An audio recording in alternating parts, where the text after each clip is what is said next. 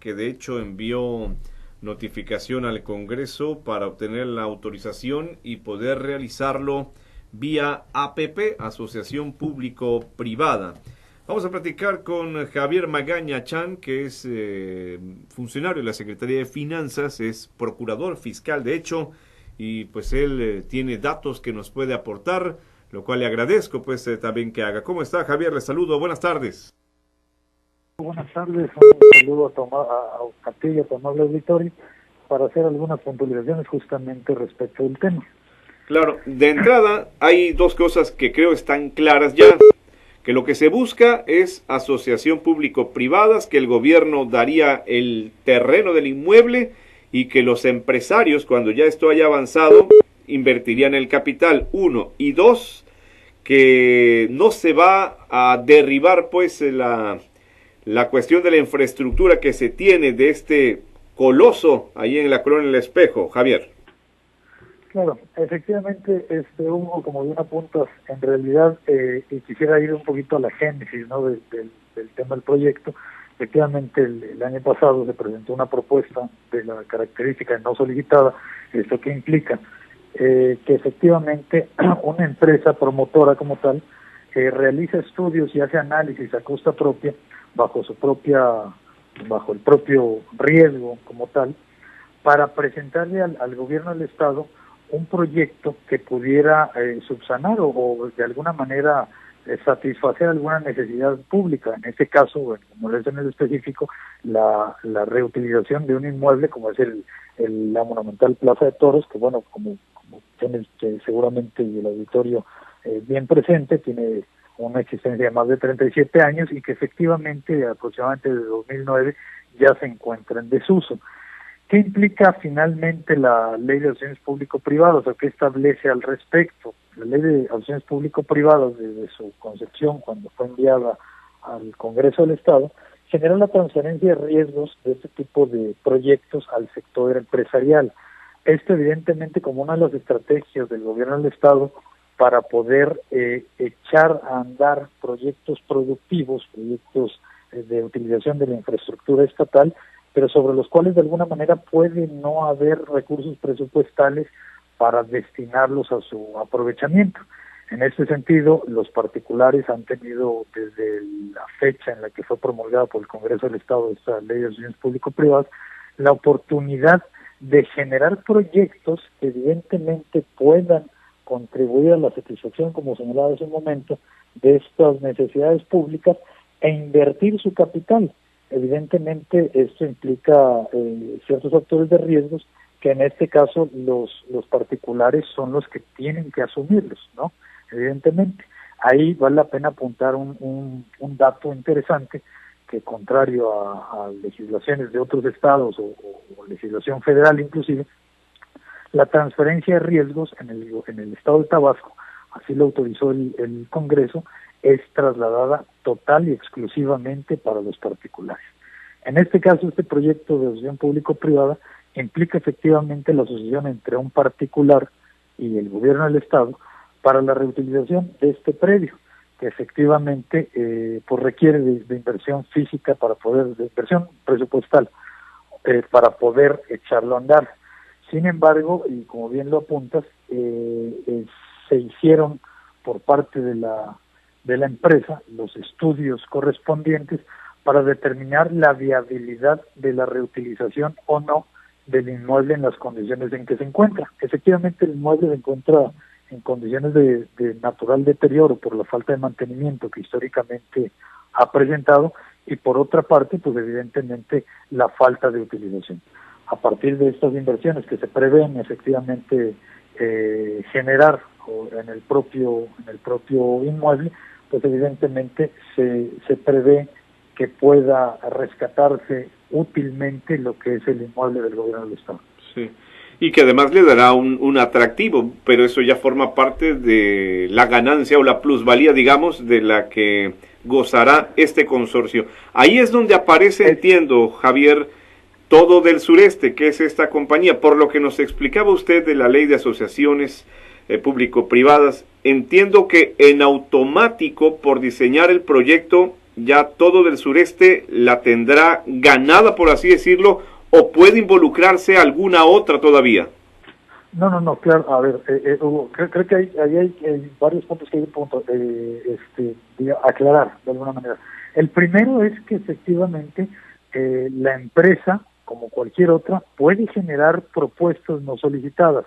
Esto le da a ella la calidad de promotora en la propia ley de acciones público-privadas, pero esto no implica que necesariamente sea esta la que deba ejecutar el proyecto. Es decir, le da la posibilidad, y sí, puntos porcentuales en caso de un procedimiento de adjudicación de los que señala la propia ley, de ganancia o de ventaja sobre cualquier otra empresa, evidentemente por haber generado la propuesta. Y también lo que le garantiza en este caso la ley es el retorno de su inversión por parte de quien pudiera resultar adjudicada como ganadora en el proceso correspondiente. Pero esto será una segunda etapa. En este momento, lo único que se está planteando, evidentemente, es la autorización. En este momento no se plantea, y el Congreso evidentemente no es el ente facultado para determinar esta situación. El Congreso determinará la procedencia y la autorización que en su caso considera el Ejecutivo para posteriormente pasar a la etapa que señalas, ¿no? Justamente de adjudicación. Estas propuestas, efectivamente, además, creo que como tu pregunta es muy interesante, le dan al gobierno del Estado la posibilidad de este rescate y dependiendo del tipo de proyecto de acción público-privada, que en este caso es un proyecto autofinanciable, implica que no habrá recursos que el gobierno del Estado tenga que disponer para echar a andar este propio proyecto, ¿no? Claro. Ahora, Javier, llama la atención que diga Ahmed Ramos, el secretario de Finanzas, que no ha hecho ninguna obra antes, en esta administración al menos, este grupo del que estamos hablando. ¿Qué grupo todo el sureste? Claro, por supuesto. Y cabe recordar, Hugo, efectivamente que la ley de acciones público-privadas es de reciente creación. Justamente el Grupo Todo del Sureste y cualquier otra empresa es ajena a cualquier procedimiento porque es el primer proyecto que efectivamente está presentándose bajo esta modalidad de asociación público-privada. En realidad, como bien están enterados ustedes, hasta la presente fecha no se ha enviado ninguna iniciativa que considere efectivamente bajo la modalidad de asociación público-privada la ejecución de una obra de infraestructura en este sentido. Es justamente lo que se estaba señalando cuando se hablaba del desconocimiento de la empresa propiamente, de que no se ha generado, y propiamente insistiendo, porque hasta la presente fecha sería la primera asociación público-privada que el gobierno del Estado estaría impulsando. Claro, yo entiendo eso, es obvio pues, pero ¿y no ha participado en otro concurso, en otro rubro? ¿A qué se dedica exactamente Todo del Sureste? Bueno, justamente dentro del acta constitutiva de la propia empresa señalan los rubros y dentro de ellos se encuentra el de la infraestructura. Como tal, es una empresa generada a partir de 2008, según su propia acta constitutiva, y efectivamente tabasqueña. Realmente aquí lo que interesa es que se estén los grupos empresariales abocando a desarrollar, a correr los riesgos que la ley de acciones público-privadas les permite para conjuntamente con el Estado poder sacar avante esos proyectos que tanta falta le hacen al Estado, que de alguna manera fue parte de la premisa fundamental sobre la cual se basó la ley de acciones público-privadas, ¿no? La posibilidad de echar a andar todo este tipo de proyectos ante la falta o la escasez de recursos presupuestales por parte del Estado. Claro, y será loable siempre. Claro, si me permites, perdón, nada más, también creo además que un punto que habría que rescatar y que fundamentalmente hay que hacer énfasis es que el gobierno del Estado no estaría invirtiendo recursos. Sí. La escasez de estos le ha impedido en realidad poder echar a andar o rehabilitar este centro de espectáculos tabasqueño bueno, históricamente ha albergado grandes espectáculos y que de alguna manera, por falta de estos recursos presupuestales, pues hoy día se encuentran en abandono. Como tú lo comentabas, los beneficios accesorios, ¿no?, y colaterales que esto conlleva son parte de la rentabilidad social que evidentemente está evaluada y que está en números positivos y que por ello evidentemente se califica como procedente al interior para poder pasar esta segunda etapa, que es la iniciativa ya presentada al Congreso. Claro, y Javier, está inscrita, esto es obvio, ¿verdad? Pero me gustaría que lo confirmara en el padrón de proveedores, creo que es así el título, para que pueda participar en obras de esta naturaleza. Bueno, recordemos, Hugo, que la ley de relaciones público-privadas es completamente distinta de lo que es la ley de adquisiciones y arrendamientos de servicios del gobierno del Estado. El padrón de proveedores, efectivamente, lo que empadrona, o valga la redundancia, es aquellos que quieren, aquellos empresarios que desean prestar sus servicios en relación a bienes muebles para el gobierno del Estado. Este padrón evidentemente lo maneja indiscutiblemente la Secretaría de Administración. En el caso del padrón de contratistas, que son también ahora las empresas que se dedican exclusivamente al rubro de infraestructura en el sector público, este padrón lo maneja la Secretaría de Contraloría. La ley de relaciones público-privadas, recordemos, Hugo, no es propiamente un tema de infraestructura, de construcción de obra pública. La realidad es que es un tema de asociación y como tal no considera la generación de empadronamientos. Lo que sí señala la propia ley es que en todo momento debe de velarse porque efectivamente sean empresas tabasqueñas y con domicilio fiscal dentro del Estado las que sean las encargadas o las que puedan estar llevando a cabo, sin cerrarlo evidentemente por un sesgo constitucional, a todo este tipo de proyectos para el desarrollo de la entidad. Creo que es oportuno que nos diga eso porque entonces es posible que no la encontremos en el padrón de contratistas de entrada, ¿no? Y pudiera ser el caso, pero en realidad lo que es indudable y hay que puntualizar muy enfáticamente es que son leyes completamente distintas. Sería tanto como pedir a un contratista que efectivamente se encuentre empadronado en el propio de proveedores, cuando en realidad su rubro no lo requiere. En este caso, lo que se está planteando es una asociación entre el Estado y un particular para el desarrollo de un proyecto que en este particular caso sí lleva un desarrollo de infraestructura, pero que no necesariamente es así. Recordemos que las asociaciones público-privadas no únicamente se refieren al desarrollo de infraestructura, puede ser también el tema de servicios, pero como en estricto sentido se tratan de figuras jurídicas completamente distintas, no sería dable encontrar en uno o en otro padrón. Claro que sí. Javier, ya para ir terminando, ¿cuándo consideran, por lo menos en una estimación, que se pueda desarrollar la infraestructura para este proyecto? Me refiero de tiempos. Yo sé que todavía el Congreso debe dar la autorización, que luego viene la segunda etapa de adjudicación de la que estamos hablando, pero el sexenio se está acabando también. Claro, evidentemente aquí lo que hay que entender es que finalmente los objetivos que se persiguen son en cumplimiento no solamente al Plan Estatal de Desarrollo, sino a la continuidad, evidentemente, de servicios del gobierno. El gobierno no tiene por qué limitarse a un tema sexenal. Es decir, estos proyectos, como están concebidos, evidentemente trascienden más allá de lo que es el periodo. Nosotros, como bien lo apuntas, efectivamente estamos considerando que a partir de la autorización que pudiera dar el Congreso, si así lo tiene a bien considerarlo, pudiéramos estar hablando de un periodo de 2 meses, cuando máximo para el proceso de adjudicación, ¿no? Y que es justamente los plazos que marca, en este caso, la Ley de Relaciones Público-Privadas y su reglamento. Siendo optimistas, ¿podría empezar la edificación el año entrante? Nosotros consideramos que dependiendo de los tiempos que el propio Congreso esté marcando en ese sentido, pues podríamos estar visualizándolo antes incluso. De hecho.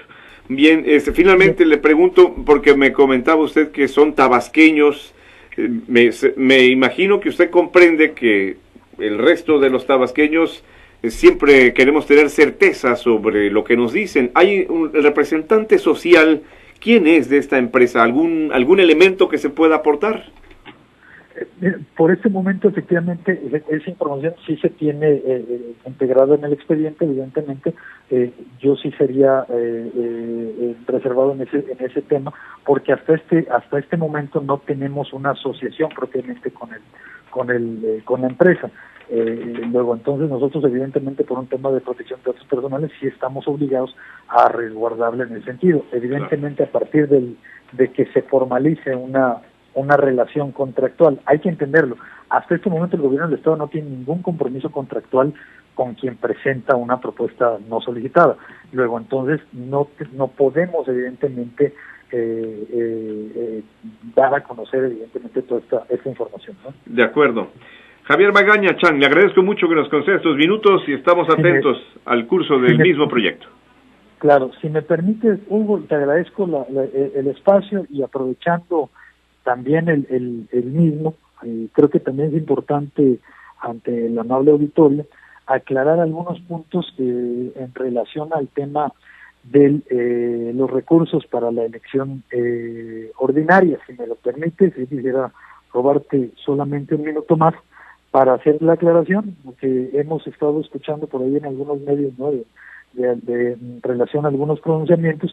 Yo sí quisiera aclarar que efectivamente con fecha 5 de mayo, el pasado 5 de mayo, se presentó evidentemente aquí en el expediente que se lleva ante el Poder Judicial de la Federación, el Tribunal, la Sala Superior del Tribunal Electoral, la promoción en la que queda completamente claro y desglosado todo lo que es el presupuesto que está autorizado para el Instituto Estatal Electoral y de Participación Ciudadana para la organización de la jornada electoral. Los recursos desde inicio siempre han estado garantizados, para el cual la propia ley de presupuesto y responsabilidad hacendaria nos lo mandata. Sin embargo, bueno, por un tema ahí de alguna controversia, bueno, se le aclaró finalmente al Instituto Electoral cuál es la forma de proceder finalmente respecto de los propios recursos, y también pues ya de esto tiene conocimiento la autoridad jurisdiccional correspondiente. Entonces, en realidad lo que vale la pena señalar y puntualizar aquí en este sentido es que la elección ordinaria que está prevista y que comienza en este ejercicio se encuentra total y completamente garantizada. Esto para dejar, y yo creo aclararlo ya categóricamente, que no habría riesgo alguno de la organización y evidentemente de su ejecución. ¿El monto lo tiene, procurador?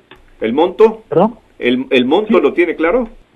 Claro, por supuesto, el monto fue exactamente el mismo que se presentó por parte del Instituto Estatal de Participación Ciudadana, evidentemente, y que se ha acordado por parte de sus autoridades y que fue publicado en el periódico oficial, y está dividido en dos rubros. El primero, que es tanto el gasto de operación del instituto, que equivale a 63.292.000 pesos, y en el caso de la organización de la propia jornada electoral, que estamos hablando de un monto